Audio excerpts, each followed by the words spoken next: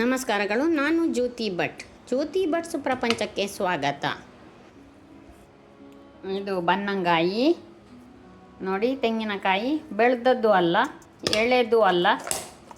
ಇದು ನೀರು ಕುಡ್ದಿದ್ದೇನೆ ನಾನು. ಇದು ಎಳನೀರಿನ ಥರ ನೀರಿರುವುದಿಲ್ಲ, ಸ್ವಲ್ಪ ಹುಳಿ ಇರುತ್ತದೆ. ಈ ಬನ್ನಂಗಾಯಿಯನ್ನು ಉಪಯೋಗ ಮಾಡಿ ಒಂದು ದೋಸೆ ಮಾಡೋಣ. ಎಲ್ಲಿಯಾದರೂ ಅರೆ ಬೆಳೆದ ತೆಂಗಿನಕಾಯಿ ಸಿಕ್ಕಿದರೆ ಅದನ್ನು ಹಾಕಿ ಈ ಥರ ನಿಮಗೆ ದೋಸೆ ಮಾಡಬಹುದು. ಹೇಗಿರುತ್ತದೆ ಒಳಗೆ ಇದು ನೋಡಿ. ತೆಂಗಿನಕಾಯಿ ಎಷ್ಟು ಬೆಳೆದಿಲ್ಲ. ಅರೆ ಬಲಿತ ತೆಂಗಿನಕಾಯಿಗೆ ಬನ್ನಂಗಾಯಿ ಎಂದು ಹೇಳುತ್ತೇವೆ ನಾವು. ನೀವೇನು ಹೇಳುತ್ತೀರಿ? ಕಮೆಂಟ್ ಮೂಲಕ ತಿಳಿಸಿ. ಹೀಗೆ ಅದನ್ನು ತೆಗೆದುಕೊಂಡೆ ನೋಡಿ. ಇದು ಕಾಯಿ ಹೆರ್ತಾಗೆ ಹೆರಿಯಲು ಬರುವುದಿಲ್ಲ. ಇದನ್ನು ಈ ಥರ ಚಿಪ್ಪಿಯಿಂದ ಬೇರೆ ಮಾಡಬೇಕು.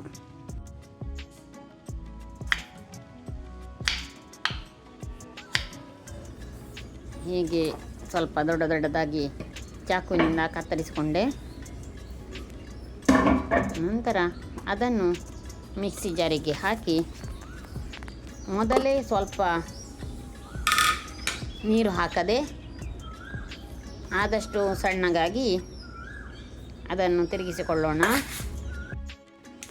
ಈಗ 3 ಕಪ್ ಬೆಳ್ತಿಗೆ ರೈಸ್, ಅಂದರೆ ದೋಸಾ ರೈಸ್, ಅದನ್ನು ಚೆನ್ನಾಗಿ ತೊಳೆದು 3 ಸರ್ತಿ ನೀರು ಚೆಲ್ಲಿ ನೆನೆಯಲು ಬಿಡಿ. 3 ಗಂಟೆಯಿಂದ ಮೇಲೆ 3 ಗಂಟೆ ನೆನೆಯಲಿ. ನೆನೆದ ಮೇಲೆ ಈಗ ಕಾಯಿಯನ್ನು ಹಾಕಿ ಮೊದಲೇ ತಿರುಗಿಸಿಟ್ಟಂತಹ ಮಿಕ್ಸಿ ಜಾರಿಗೆ ಸ್ವಲ್ಪವೇ ಅಕ್ಕಿಯನ್ನು ಹಾಕಿ ಬ್ಯಾಚ್ ವೈಸ್ ಸ್ವಲ್ಪ ನೀರು ಹಾಕಿ ದೋಸೆ ಹಿಟ್ಟಿನ ಹದಕ್ಕೆ ರುಬ್ಬಿಕೊಳ್ಳೋಣ.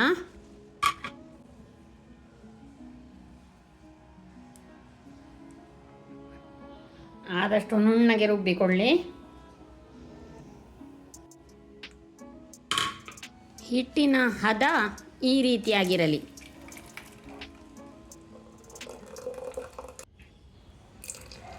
ಮಿಕ್ಸಿ ತೊಳೆದ ನೀರು ಹಾಕಬಹುದು. ಈಗ ನೋಡಿ, ಇದು ಸರಿಯಾದ ಹದ. ಈ ದೋಸೆ ಹಿಟ್ಟಿನ ಹದ ಈಗ ಸರಿಯಾಗಿದೆ. ಈಗ ಇದಕ್ಕೆ ಬೇಕಿದ್ದಷ್ಟು ಉಪ್ಪು ಸೇರಿಸಿದರಾಯಿತು. ಚೆನ್ನಾಗಿ ಸಟುಗದಿಂದ ಮಿಕ್ಸ್ ಮಾಡಿಕೊಂಡು ಈಗ ನಾವು ಮುಚ್ಚಿ ಇಡೋಣ. 8 ಗಂಟೆಯ ನಂತರ ನೋಡಿ, ದೋಸೆ ಹಿಟ್ಟು ಚೆನ್ನಾಗಿ ಹುದುಗು ಬಂದಿದೆ. ಈ ಥರ ಹುದುಗು ಬಂದರೆ ದೋಸೆ ಕಣ್ಣಾಗಿ ಚೆನ್ನಾಗಿ ಬರುತ್ತದೆ. ಈ ಎಳನೀರು ದೋಸೆಯನ್ನು ಮರುದಿನ ಬೆಳಗ್ಗೆಯೂ ಮಾಡಬಹುದು. ದೋಸೆ ಹಿಟ್ಟು ರುಬ್ಬಿದ ಕೂಡಲೇ ಕೂಡ ಮಾಡಬಹುದು. ನಾನು ಈ ಸರಿ ಈ ಥರ ಮಾಡಿದ್ದೇನೆ. ಇದಕ್ಕೆ ಬೇಕಿದ್ದರೆ ಸ್ವಲ್ಪ ನೀರನ್ನು ಸೇರಿಸಿಕೊಂಡು ಹಿಟ್ಟಿನ ಹದವನ್ನು ಸರಿ ಮಾಡಿಕೊಳ್ಳಿ. ದೋಸೆ ಹುಯ್ಯುವ ಹದಕ್ಕಿರಲಿ. ನೋಡಿ, ಈಗ ನಾನು ಸರಿ ಮಾಡಿಕೊಳ್ತಾ ಇದ್ದೇನೆ. ಇದು ದೋಸೆ ಹಿಟ್ಟಿನ ಹದ ಸರಿಯಾಗಬಹುದು ಅನ್ನಿಸ್ತಾ ಇದೆ. ಈಗ ನಾವು ಕಾವಲಿಯನ್ನು ಚೆನ್ನಾಗಿ ಬಿಸಿ ಮಾಡಲು ಇಟ್ಟಿದ್ದೇನೆ.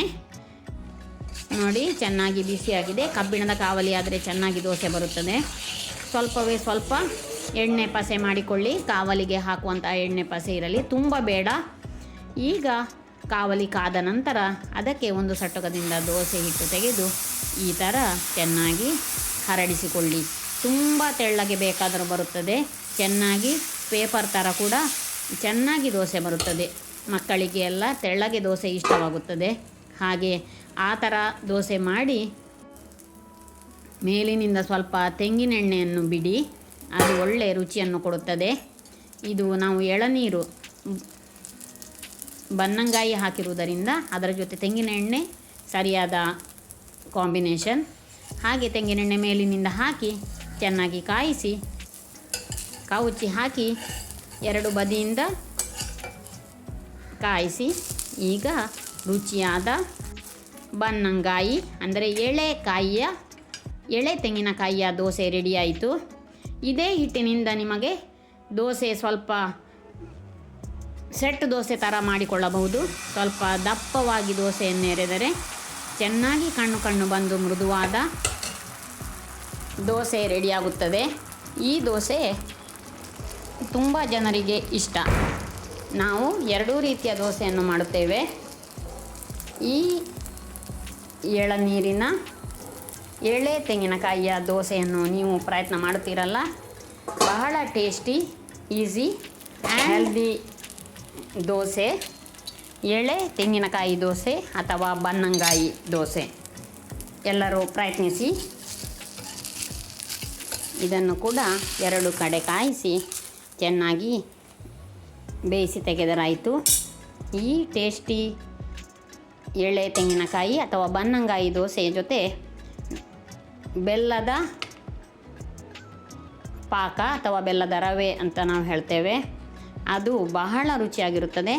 ಹಾಗೆಯೇ ಸೋರೆಕಾಯಿ ಸಾಂಬಾರು ಕೂಡ ಇತ್ತು.